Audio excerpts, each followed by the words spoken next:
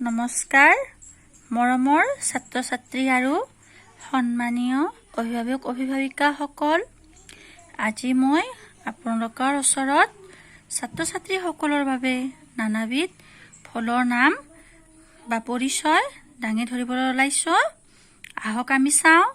এয়া হৈছে আম, ক'লা জামু,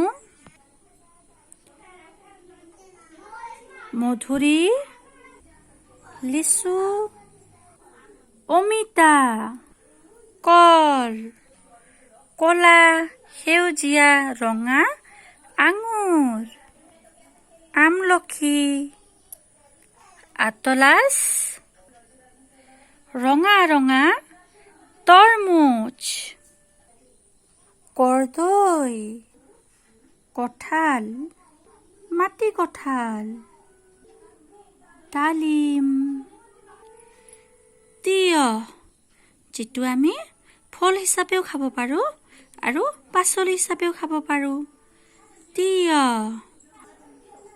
আপেল, নেমু, শিলিখা, নাৰিকল। ইয়াৰ পিছৰ ভিডিঅ'ত আমি বিভিন্ন ফলৰ সোৱাদৰ বিষয়ে জানিম। ধন্যবাদ, নমস্কাৰ।